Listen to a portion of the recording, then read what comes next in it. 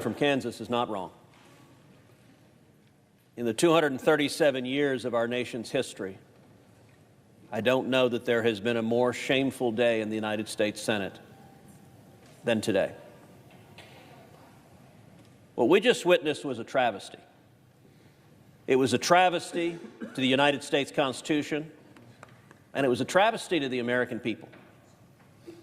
And it's important to understand why the Democrats did what they did. We're here on the Senate floor right now, but I want the record to reflect I'm going to do a very accurate count of the number of Democrats who are with us. That would be 0, other than the presiding officer, and somebody has to preside. Not a single Democrat senator chose to come to this floor and listen to one word of evidence. When it comes to the Constitution, the Democrats concluded that Joe Biden and Alejandro Mayorkas defying federal law, ignoring the text of the statute, deliberately releasing criminal illegal aliens over and over and over again, that's just hunky-dory. You can't impeach him for that. Every Democrat just voted. By the way, every cabinet member, guess what? You've just been given a blank slate. Ignore the law. When Democrats are in charge of the Senate, the entire cabinet could ignore the law. It is no longer impeachable. In Democrat Wonderland, when a member of the executive branch openly defies the law. By the way, every Democrat just voted that way. They didn't hear one word of argument. The majority leader didn't stand up and say, here's the reason why it's okay. No, he didn't present that argument. They didn't read a brief. Nobody wrote a brief. They didn't care enough to know what Senator Lee just laid out, that the Biden Department of Justice went in front of the U.S. Supreme Court and said if the executive defies the law, the answer is impeachment. The willingness of every Democrat to be blatantly hypocritical.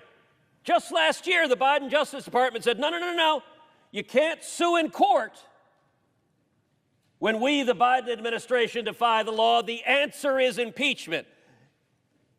In like 3-card money. Every Senate Democrat said, no, the answer is not impeachment. I don't know what it is.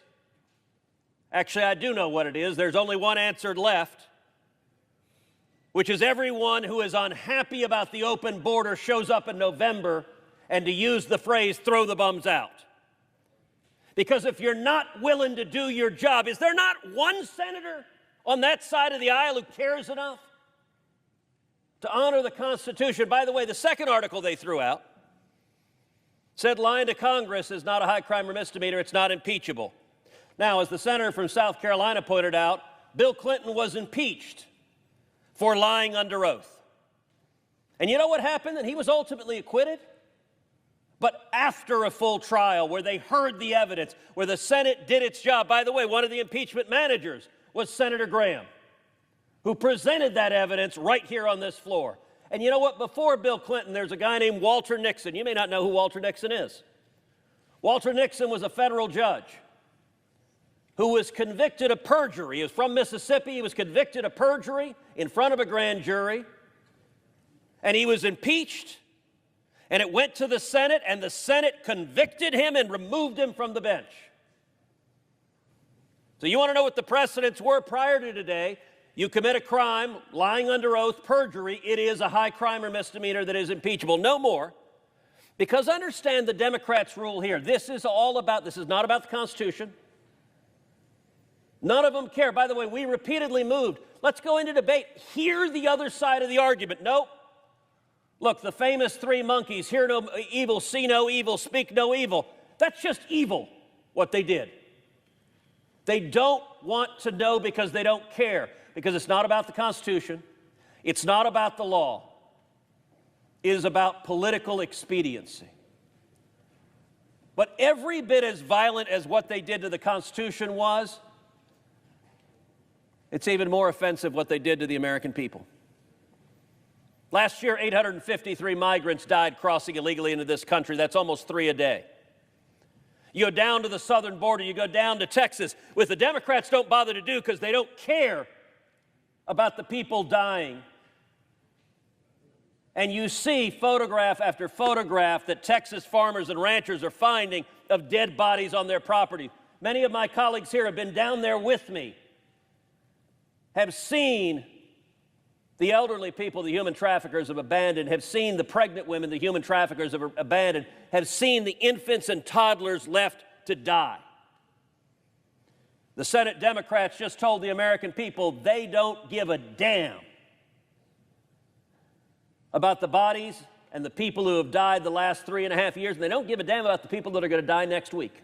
Next week, more migrants are going to die. When we brought 19 senators down to the border, we went out on a boat in the Rio Grande. We saw a man floating dead in the water. Senator Lee was there. Senator Kennedy was there. He had died that day. The Democrats just told the American people they don't care. When you go down to the border and you look at the children who've been brutalized, just about all of us here are parents. I will tell you, when you look in the eye of a little girl or a little boy who's been abused by traffickers, and you see it, you see the pain, you see the agony of children trapped in sex trafficking, the Democrats just said they don't care. They won't hear the evidence, they don't care that it's deliberate, and they don't care that it'll happen next week, that it'll happen tomorrow. Tomorrow there will be children brutalized because of the Democrats' open border policies, and not a one of them cares. They don't care about the women who are repeatedly sexually assaulted. Again, when you look in the eyes of these women coming over, it's heartbreaking. And the Democrats just said, we don't care. And they don't care about the more than 100,000 Americans that died last year from drug overdoses. The highest in our nation's history. 70% of that is from Chinese fentanyl coming across our southern border. And the Democrats said, we don't want to hear about it. We're not interested in the Americans dying. You know what they also don't care about? They don't care about the criminals that are being released day after day after day. The Biden administration is releasing murderers and rapists and child molesters, and every week we see another story of somebody being killed, somebody being raped, another child being assaulted by illegal immigrants released by Alejandro Mayorkas and Joe Biden. How shocking is it that there wasn't one Democrat who says, you know, massive human suffering matters? We ought to hear the evidence. How shocking is it that there wasn't one Democrat? One! There are 51 of them on that side. Not a single one could screw up the courage to say, let's do our job, let's hear the evidence. How shocking is it that not a Democrat cares about the terrorists who are streaming across our southern border? The nation of Iran has called for jihad against America. Hamas has called for jihad against America. Hezbollah has called for jihad against America. And Joe Biden and the Democrats have put out a red carpet and said, if you want to murder Americans, come across our southern border, and we, the Democrats, will welcome you. Like many of us on this floor, I was in Washington, D.C. on September 11th, 2001. I remember the horror. I lost a good friend, Barbara Olson, who was in the plane that crashed into the Pentagon. I remember the smell of smoke and sulfur and burning. I remember the agony, and I remember the national unity that came after 9/11. As Democrats and Republicans came together, I don't know that I've ever been more proud of a president than when President George W. Bush stood on a pile of rubble with a bullhorn, talking to firefighters and New Yorkers, and one of the men in the crowd called out and said, "We can't hear you," and he responded, "Well, I can hear you, and soon the whole world is going to hear you as well." We were as one. Today, not a single Democrat was able to mount up the courage to tell the majority leader, you know what, I don't want another 9/11 to happen. The House impeached Alejandro Mayorkas for, among other things, releasing terrorist after terrorist after terrorist. We ought to hear the evidence. I believe today we have a greater risk of a major terrorist attack on U.S. soil than at any point since September 11th. And every Democrat just told the American people it doesn't matter to them to hear the evidence. I appreciate my Republican colleagues who are here, who are willing to hear the evidence, willing to engage, willing to stand up and defend the American people. But you know what? The Democrats who aren't here, they aren't here because you know who's also not here?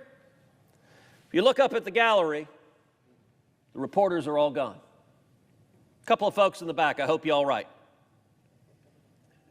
But the reporters are absent. That's the Democrats' plan. What is fascinating, we're presenting arguments. Many of us, particularly those of us in judiciary, but many of us have presented those arguments over and over and over again in hearings. Not a Democrat argues on the other side.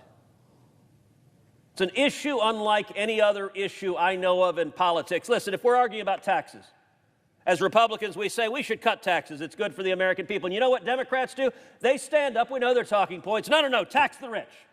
Okay, fine, we have a debate. We're talking about just about every issue. The Democrats will argue on the other side. They have their spin. What is fascinating? Where's Dick Durbin, chairman of the Judiciary Committee, standing up saying, no, it's not right that migrants are dying every day. No, it's not right that children are being assaulted every day. No, it's not right that women are being sexually assaulted every day. No, it's not right that they're releasing terrorists every day. They're not there. Not a Democrat is there. Why? Because you cannot defend it. I'll tell you, South Texas for 100+ years has been a Democrat region of our state. It is turning red with the speed of a freight locomotive because nobody can see the suffering that is unfolding and defend it. And the Democrats, by their silence and by the complicity of the press corps, they are counting on the press corps to write story. Victory for the Democrats, yay! They got rid of the impeachment trial. That's the headline they want. Understand they don't have a substantive defense. None of them disputes a word we are saying. Not a single Democrat has stood up and said, you know, it's wrong that Laken Riley would still be alive if Joe Biden hadn't let her murderer go. They know it's right. The reason they didn't want a trial is they don't want the American people to hear about it. And it's our obligation to make sure the American people do. Senator Cruz. Thank you, Mr. Chairman. The nub of the Democrats' argument today is that the concept of presidential immunity is somehow unprecedented, is somehow remarkable. That claim is utterly ahistorical and disconnected from the entire constitutional history of the Republic. General Mukasey, before 2023, how many times has the President of the United States been indicted? None. Before 2023, how many times has a former President of the United States been indicted? None. In the last 2 years, how many times has President Donald J. Trump been indicted? 4 times, I believe. Now, many presidents of both parties have engaged in controversial actions, and yet none of them have been indicted. Let me ask you, General Mukasey, if a private citizen were to erect an internment camp and to forcibly kidnap American citizens, to single them out because of race, and to imprison them based on their race, would that private citizen be subject to criminal prosecution? Would. When President Franklin Delano Roosevelt did the exact same thing and erected Japanese internment camps, was FDR prosecuted? He was not. Let me ask you, similarly, if a private citizen were, say, to detonate a nuclear weapon over a city and kill over 140,000 people, and then if that private citizen a few days later detonated another nuclear bomb over another city and killed 75,000 people, could that private citizen be criminally prosecuted? He would. Was President Harry Truman prosecuted for detonating nuclear weapons over Hiroshima and Nagasaki? He was not. All right, how about this? If a private citizen launched a weaponized drone and killed a United States citizen, could that private citizen be criminally prosecuted? He would. Was President Barack Obama criminally prosecuted when he killed United States citizens using drones without notice and without due process? He was not. Although, as far as due process is concerned, I believe the comment of my successor to that question was that Anwar al-Awlaki got, quote, all the process that was necessary. Well, although I suspect he might disagree with that assessment were he able to present his case. Right.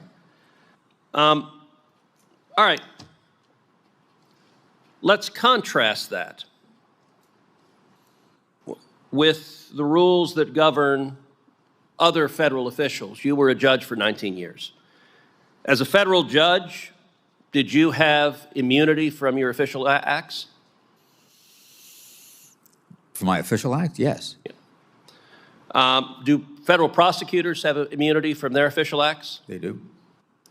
Now, the distinction between official acts and personal acts is not a terribly shocking distinction. Under the decision of Trump versus United States, if any president walks onto the sidewalk and just shoots a citizen, is that president liable to be prosecuted? He is. How about this? If a president steals funds from his campaign, does that president face criminal liability? He does. How about this? If a president sexually assaults, let's say, an intern in the Oval Office, is the president subject to criminal prosecution for that? He could be. So that distinction, again, is not a shocking distinction. The Founding Fathers vested the executive power in a single president of the United States. What we have seen in the last 2 years is we have seen Democrats deliberately weaponizing the Department of Justice and our legal system to target their political opposition. It is not an accident that every indictment against President Trump was brought by a Democrat and was brought after he announced his campaign for President of the United States. Understand, the target of those indictments was not ultimately President Trump, it was the voters. It was prosecutors who were terrified that the voters would choose to re-elect President Trump. One of the great things about the United States is we're not a banana republic. Since 2000, the nation of Pakistan has had 6 former prime ministers prosecuted and convicted. Brazil has had 3 former presidents arrested and imprisoned. Last year, Nicaraguan President Daniel Ortega arrested, charged, and imprisoned 40 political opponents. General Mukasey, you were Attorney General of the United States. Is it the proper role of the Department of Justice to prosecute and target the political opponents of whoever happens to be President of the United States? It is most assuredly not. Thank you. Senator Bowman.